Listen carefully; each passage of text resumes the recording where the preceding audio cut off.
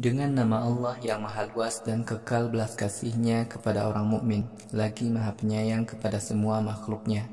Hari perhitungan amal manusia telah dekat kepada manusia, sekalipun mereka selalu mengingkari dan melalaikannya. Setiap ada ayat Al-Quran datang kepada orang-orang musyrik, mereka pasti mendengarkannya dengan sikap mengejek. Hati orang-orang musyrik itu selalu melalaikan hari akhirat, dan mereka merahasiakan rencana jahat mereka kepada Nabi. Mereka berkata, "Bukankah Muhammad adalah manusia seperti kita juga? Patutkah kalian mengikuti Muhammad yang datang membawa sihir berupa Al-Quran, padahal kalian tahu bahwa Al-Quran adalah sihir?" Muhammad berkata, "Wahai Tuhanku, Engkau mengetahui semua ucapan di langit dan di bumi. Dia maha mendengar lagi maha mengetahui." Bahkan orang-orang musyrik berkata, "Al-Quran ini adalah perkataan orang yang mengigau, atau Muhammad telah membuat kebohongan, atau Muhammad juga seorang penyair. Karena itu, seharusnya Muhammad dapat menunjukkan mukjizat kenabian kepada kita sebagaimana rasul-rasul dahulu." Sebelum kaum kafir Quraisy, setiap negeri yang penduduknya tidak mau beriman kepada rasulnya, pasti negeri mereka kami binasakan. Apakah dengan cara begitu mereka baru mau beriman? Wahai Muhammad, sebelum kamu, orang yang kami utus menjadi rasul hanyalah laki-laki. Mereka kami beri wahyu.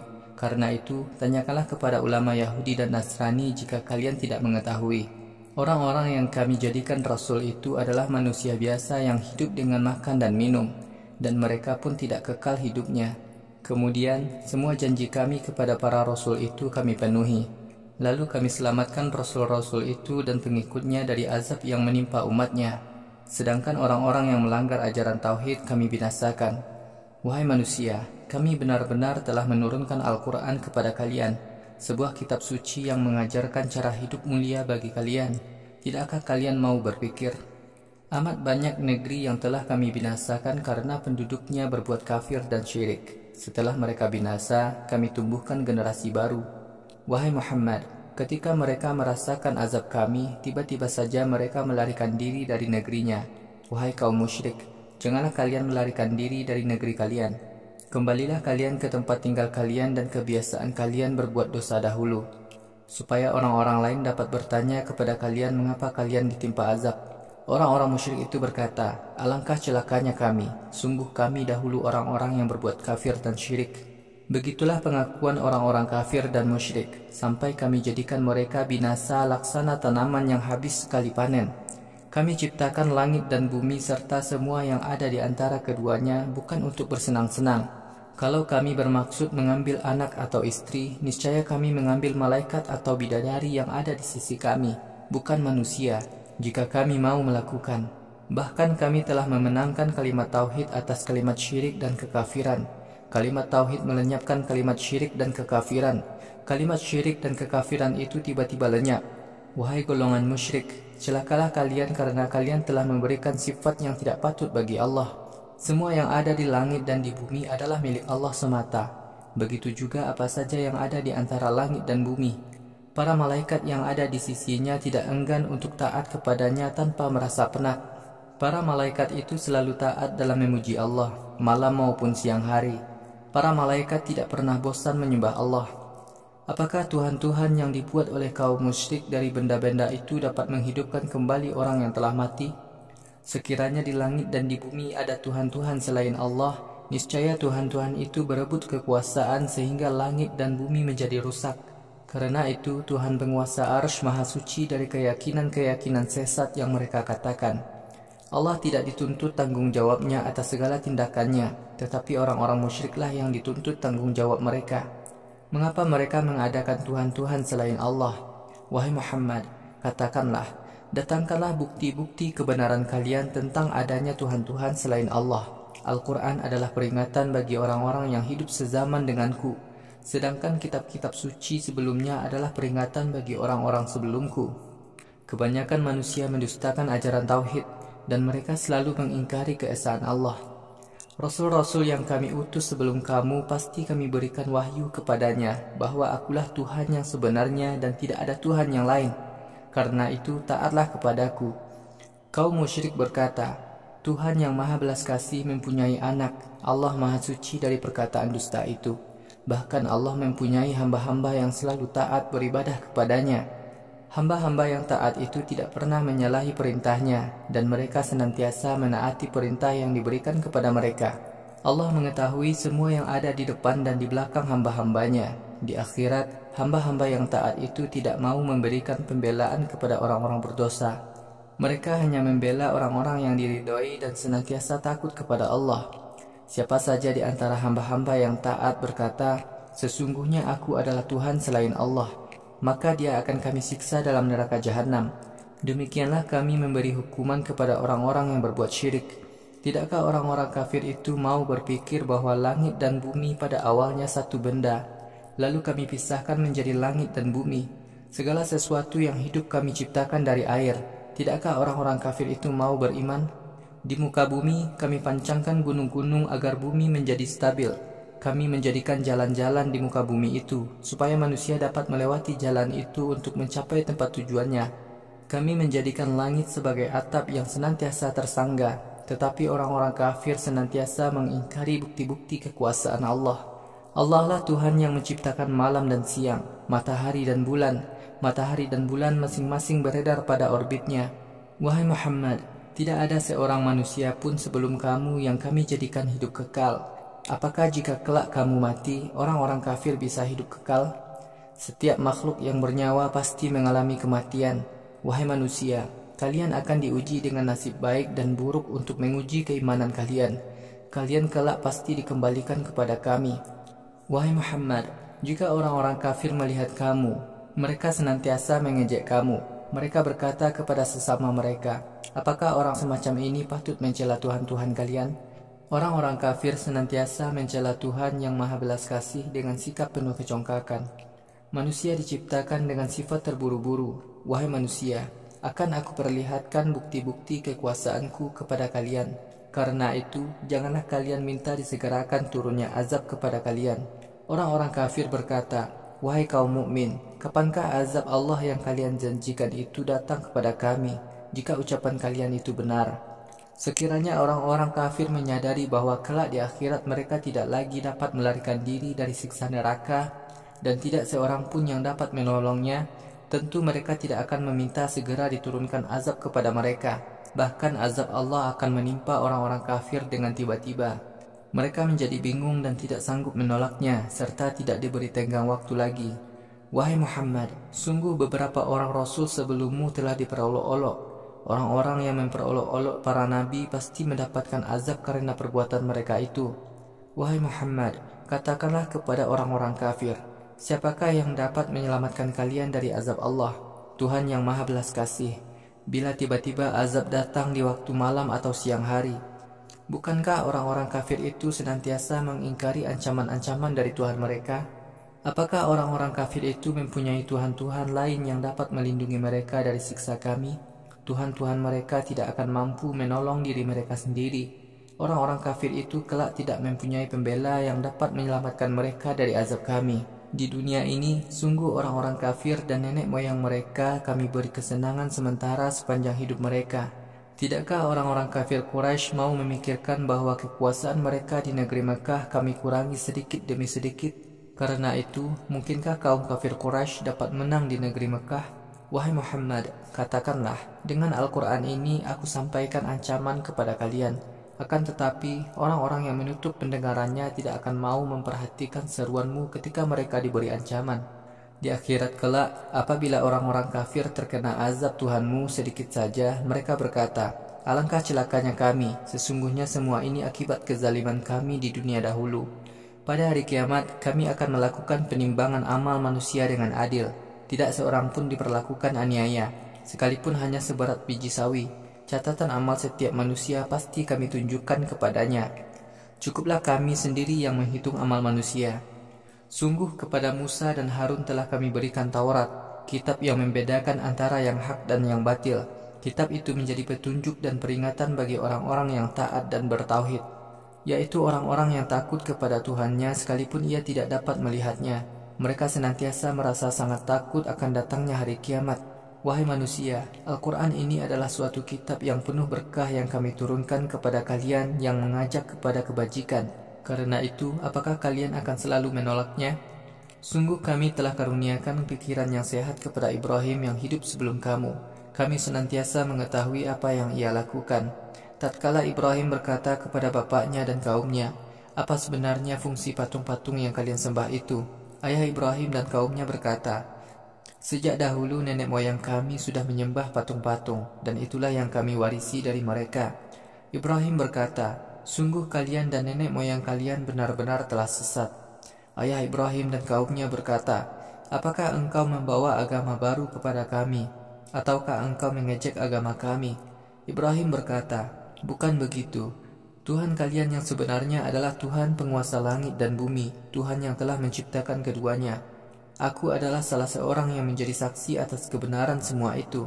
Demi Allah, sungguh patung-patung kalian akan aku obrak-abrik setelah kalian meninggalkan kuil ini." Ibrahim pun mengobrak-abrik patung-patung itu sampai hancur berantakan. Hanya patung yang paling besar yang ia sisakan, agar para penyembahnya mau sadar. Kaum Ibrahim berkata, "Siapa yang telah merusak berhala-berhala kita ini? Sungguh dia termasuk orang yang berbuat zalim." Kaum Ibrahim berkata, "Kami mendengar ada seorang anak muda yang bernama Ibrahim. Dia suka mencela berhala-berhala ini." Kaum Ibrahim berkata, "Bawalah anak muda itu kemari. Bawalah dia ke hadapan orang banyak supaya orang-orang dapat menyaksikan anak muda itu." Kaum Ibrahim berkata, "Wahai Ibrahim, apakah engkau yang melakukan perusakan terhadap Tuhan-Tuhan kami?" Ibrahim berkata, "Bukan aku, tetapi yang melakukannya adalah patung paling besar itu. Cobalah kalian tanya patung-patung itu, jika patung-patung itu bisa bicara." Kaum Ibrahim pun tersadarkan. Lalu di antara mereka ada yang berkata, "Sungguh kalian ini orang yang berbuat zalim." Kaum Ibrahim menundukkan kepala mereka seraya berkata, "Wahai Ibrahim, engkau sendiri tahu bahwa patung-patung itu tidak bisa bicara." Ibrahim berkata, "Kalau begitu, mengapa kalian sembah? Kalian menyembah Tuhan-Tuhan selain Allah. Padahal Tuhan-Tuhan itu sedikit pun tidak dapat memberi manfaat kepada kalian dan tidak pula dapat mencelakakan kalian. Wahai kaumku, berhentilah kalian dari menyembah Tuhan-Tuhan selain Allah. Apakah kalian tidak berpikir?" Kaum Ibrahim berkata, "Bakarlah anak muda yang telah menghina Tuhan-Tuhan kalian ini. Belalah Tuhan-Tuhan kalian, jika kalian benar-benar mau membela agama kalian." Allah berfirman, "Wahai api, dinginlah kamu, dan jangan membahayakan keselamatan Ibrahim." Kaum Ibrahim kemudian berupaya melakukan tipu muslihat kepada Ibrahim. Namun kaum Ibrahim itu justru kami jadikan golongan orang yang lebih sengsara. Kami selamatkan Ibrahim dan Lut dengan berpindah ke Baitul Maqdis, negeri yang kami berkahi bagi seluruh manusia. Kami berikan karunia tambahan kepada Ibrahim, Ishak dan Yakub. Masing-masing mereka kami jadikan orang yang saleh. Kami jadikan masing-masing mereka sebagai pemimpin yang memberikan petunjuk kepada manusia dengan izin kami. Kami perintahkan kepada mereka melakukan amal-amal soleh, menegakkan sholat dan mengeluarkan zakat. Mereka semua senantiasa taat kepada Allah. Kami berikan kenabian dan kecerdasan kepada Lut. Kami selamatkan Lut dari negeri Sodom yang penduduknya suka melakukan homoseksual. Sungguh kaum Lut adalah golongan manusia yang sangat rusak moralnya. Kami karuniakan rahmat yang banyak kepada Lut dari sisi kami. Sesungguhnya Lut termasuk golongan orang soleh. Ingatlah kisah Nuh yang berdoa sebelum azab menimpa negerinya. Kami perkenankan doanya itu. Nuh dan pengikutnya kami selamatkan dari azab yang sangat dahsyat. Kami selamatkan Nuh dari kezaliman kaumnya yang telah mendustakan ancaman-ancaman kami. Sesungguhnya kaum Nuh adalah golongan orang yang sangat buruk. Karena itu, mereka semua kami tenggelamkan. Wahai Muhammad, ingatlah tentang kisah Daud dan Sulaiman.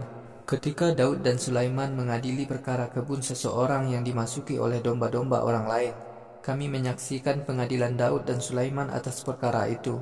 Kami karuniakan kecerdasan kepada Sulaiman untuk menyelesaikan perkara itu. Daud dan Sulaiman masing-masing kami karuniai kenabian dan kecerdasan.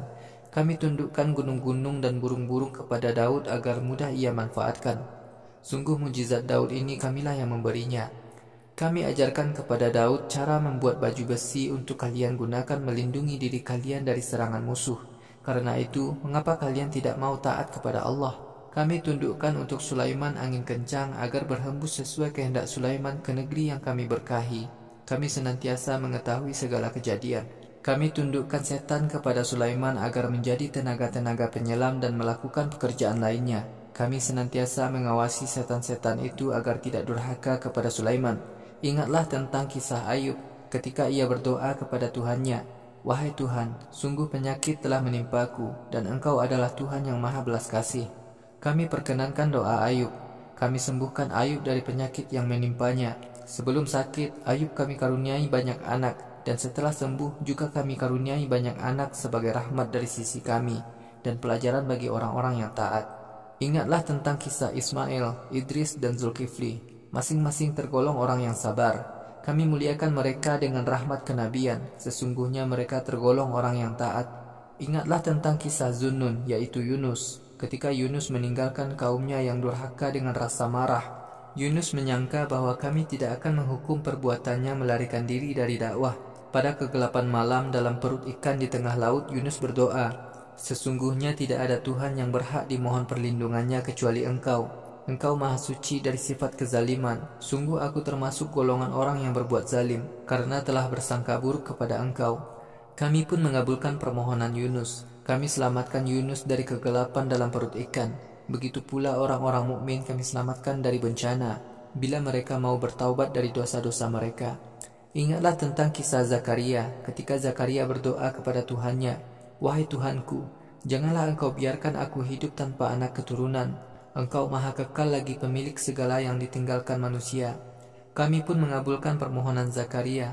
Kami karuniakan Yahya kepadanya. Kami jadikan istri Zakaria mengandung, padahal sebelumnya ia mandul. Sungguh para nabi ini adalah orang-orang yang senantiasa bersegera beramal soleh dan berdoa kepada kami dengan penuh harap dan rasa takut. Para nabi adalah orang-orang yang senantiasa tunduk kepada kami. Ingatlah tentang kisah Maryam. Maryam senantiasa memelihara kesucian dirinya. Kemudian kami hembuskan ruh kami ke dalam rahimnya. Kami jadikan Maryam dan putranya sebagai bukti kekuasaan Allah bagi segenap manusia. Wahai para nabi, sesungguhnya agama kalian itu adalah satu, dan aku adalah Tuhan kalian. Karena itu, taatlah kalian kepadaku. Kemudian umat nabi-nabi itu berpecah belah, sebagian mukmin dan sebagian lagi kafir. Golongan mukmin maupun kafir itu kelak semuanya akan kembali kepada kami. Siapa saja yang melakukan amal soleh dengan penuh keimanan, maka setiap amalnya tidak akan disia-siakan. Sungguh kami selalu mencatat amal soleh itu untuk kebaikan dirinya di akhirat. Ingatlah tentang kisah sebuah negeri. Negeri itu kami binasakan sehingga tidak lagi dapat dihuni. Sungguh penduduk negeri itu tidak akan bisa kembali lagi ke negerinya. Ketika segala kerusakan dan kemaksiatan merajalela, muncullah anak keturunan Ya'juj dan Ma'juj. Kemudian Allah turunkan azab.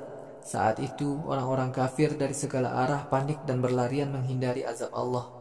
Hari kiamat itu pasti datang. Di hari kiamat mata orang-orang kafir terbelalak seraya berkata, "Celakalah kami, sungguh kami dahulu mengabaikan adanya hari kiamat ini. Bahkan sungguh kami dahulu biasa berbuat syirik dan kekafiran." Wahai orang-orang kafir, sungguh kelak di akhirat kalian dan Tuhan-Tuhan yang kalian sembah selain Allah menjadi bahan bakar api jahanam. Kalian semua pasti akan masuk ke dalam jahanam.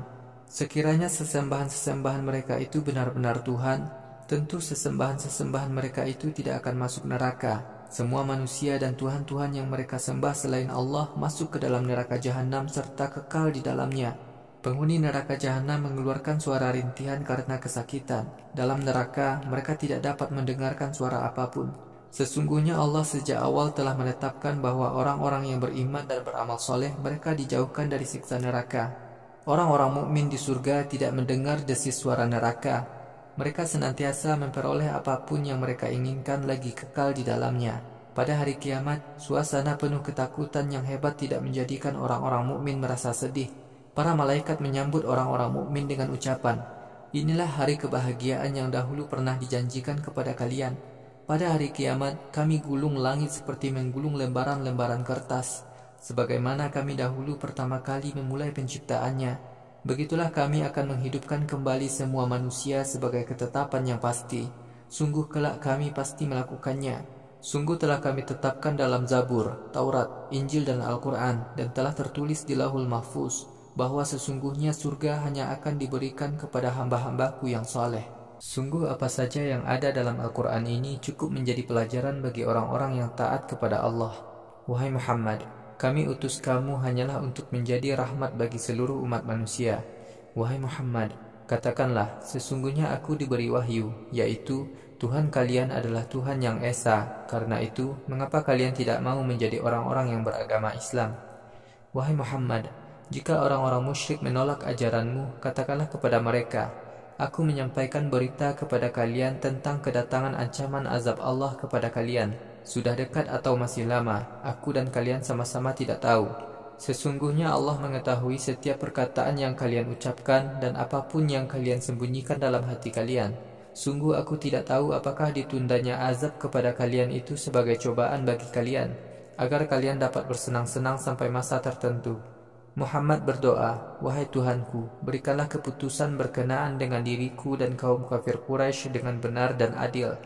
Wahai Muhammad, katakanlah kepada orang-orang kafir Quraisy, Tuhan kita adalah Tuhan yang Maha Penyayang, Tuhan yang pertolongannya selalu kita harapkan, sebagaimana yang biasa kalian sebut-sebut.